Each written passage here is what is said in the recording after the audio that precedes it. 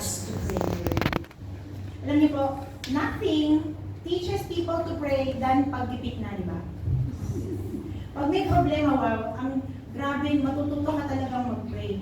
Kasi doon mo ma-realize na talagang walang-wala ka kung wala kang Panginoon. Now, marami pong klase ng prayers, di ba? There are many different kinds of prayers. Pero the most common prayer is the prayer of petition. Ayan.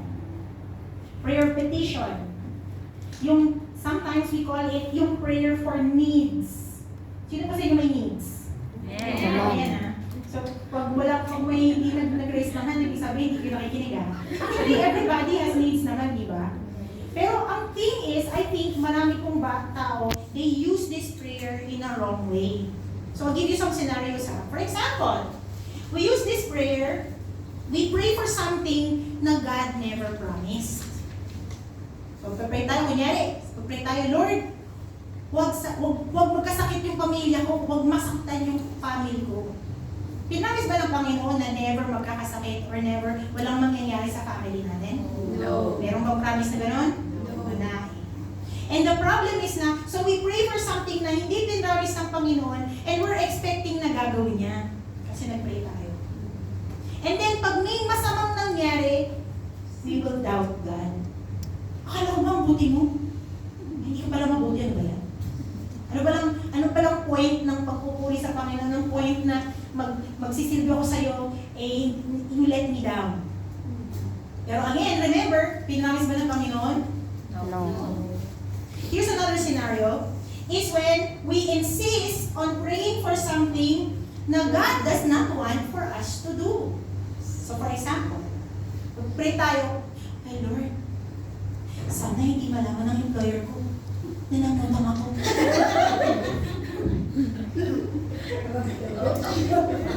Uy, pero naalala nyo, nung nag-start kayo ng kontrata nyo, di ba nag-promise kayo na hindi kayo mangungutang sa, tapos gagawin mo, tapos magpipray ka sa Panginoon, eh, hindi malalaman?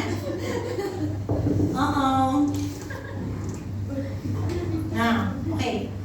Then what happens? Nag-pray ka, Lord, sana na, please lang, I will be faithful later, pero gawin mo lang ito for me, ganyan. Tapos pag nangyari yun, naku, kasalanan pa ng Panginoon, na nalaman ng employer na nangutang ako.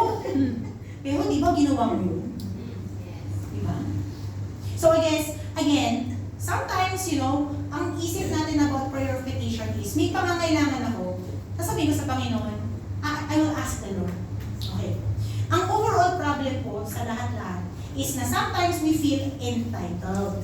Yan yung ibig sabihin po ng entitled. Yung feeling natin, obligado ang Panginoon na ibigay sa atin ang gusto natin.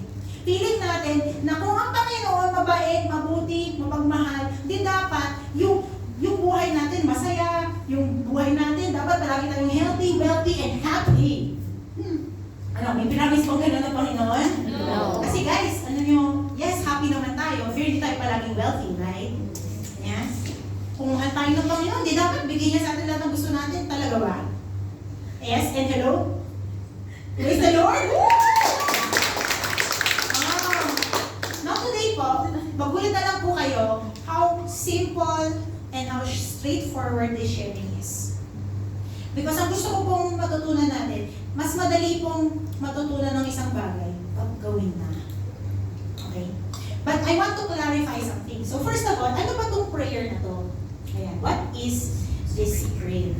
So ang ibig sabihin, if you go to the dictionary po, ang petition is not just yung tatanong mag-a-ask ka sa Panginoon of something. It's a formal, usually it's a formal written request, typically one signed by many people, appealing to authority in respect of a particular cause. That means po, ang prayer of petition, it's a request. Sabihin po natin request. Request. Katulad ng pag sa Facebook, nag-request ng friends. Diba? Kung ayaw mo, di wag mo. Nobody is forcing you. Same thing. Pag nag-petition tayo sa Panginoon, we do not demand. We are requesting. Very clear po yun. Another thing is, nakita po natin from the definition alone, na ang isang petition is an appeal to the Lord's authority. Okay. Uma-appeal tayo sa kapangyarihan niya, sa authority niya bilang Diyos. We are not telling Him what to do. Okay po ba? Now last week, di po ba we talked about the Lord's Prayer? Memorize niyo na po ba yung Lord's Prayer? Ano yung simula niya? Our Father in heaven, hallowed be your name, your kingdom come, your will be done on earth as it is in heaven. Tapos pagkatapos nun, yun na yung mga petitions. Di po ba? But those few sentences before the petitions is so important na malaman natin. Kasi these are what are required bago ka humingi sa Panginoon. First, katulad ng sinabi natin last week, you need this right relationship. Okay? Tumatawag tayo sa kapangyarihan ng Panginoon bilang mga anak niya. If the Lord is not your Father, you cannot appeal to Him. You understand? Second, you need to have the right motive. Hallowed be your name. Not my name, not my family's name. Hallowed be His name. Third, dapat tama yung posture natin. Your kingdom come. Diba? That means po it's a posture of humility. Hindi tayo pupunta sa Panginoon na, uy, bigyan mo nga sa akin yung gusto ko. Ganyan tayo. Luhod. Your kingdom come. And then, at the end, there's needs to be this right request. Ano yung importanteng part na yun? Your will be done. Sabihin po natin, again, Your will be done. Ito po ang kailangan natin para lumapit sa Panginoon with a petition. Kung wala po itong apat na to, kahit na anong ilang taon ka mag-pray, gaano ka taimtim ka mag-pray, mag-fast ka, magpunta kung saang bundok, guys, anywhere you go, that is the same place to God. But you need these four things. Now, I want to convince you pa rin. Pastor, parang ang hirap naman mag-pray din. Ang hirap po, ang daming apat tayong requirements. But why should we pray? Why? Bakit ba tayo mag-pray ng pangangailangan natin sa Panginoon? Di po ba, sabi po sa Matthew chapter 6, okay yan. Sabi sa Matthew chapter 6, your Father knows what you need before you ask Him. Ay, yun naman pala eh. Hindi na ako mag-pray, di ba? Kasi alam na ng Panginoon eh. Sino pa sa inyo nakarinig na ng taong nagsabi ng gano'n? Alam naman ng Panginoon eh. Di ba? Tapos hindi mag-pray. Yan. Sabi pa sa Isaiah 65, di ba? Sabi ng Panginoon sa kanyang mga anak, before they call, I will answer.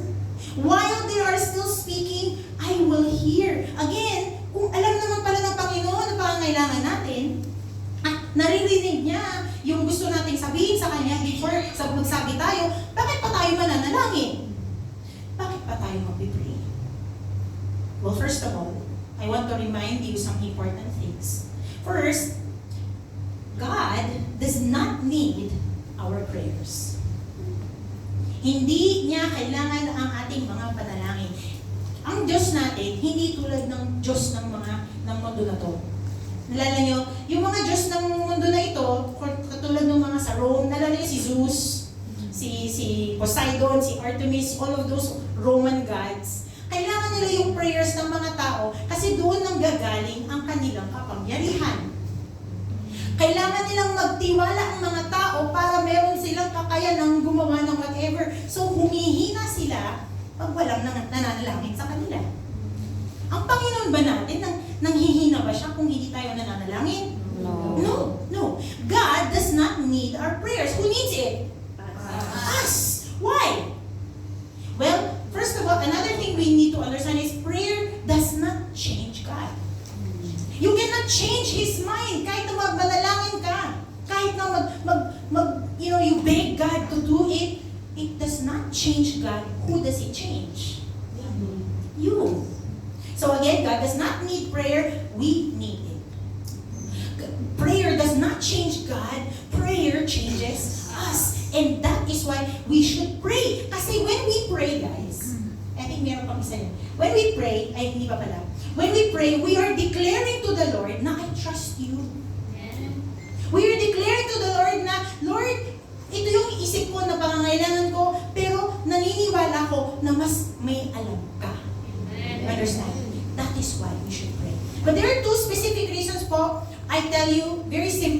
Why should we pray? The first reason is because our Father is good. Sabi mo sa katabi mo, Our Father is good. walang dating sa English, tinatagalog mo. Mabuting ating Ama. Mayaman si Papa. Oh. Amen. Sino po sa inyo nakarinig na ng Matthew 7? Sabi po, ito po yung sabi ni Jesus ha. Makinig kayo. Verse 9, sabi ni Jesus, which of you, if your son asks for bread, will give him a stone? Kayo nga, kung hindi kayo fathers, pero tanong ko sa inyo, kung ang anak mo nag-ask sa iyo ng tinapay, bigyan mo siya ng bato? No, right? Bakit ganun? Hindi. Or, if he asks for fish, we'll give him a snake. No, never, right? If you then, though you are evil, know how to give good gifts to your children, how much more will your Father in heaven give good gifts to those who ask Him? Mabuti ba ang ating Diyos? Amen.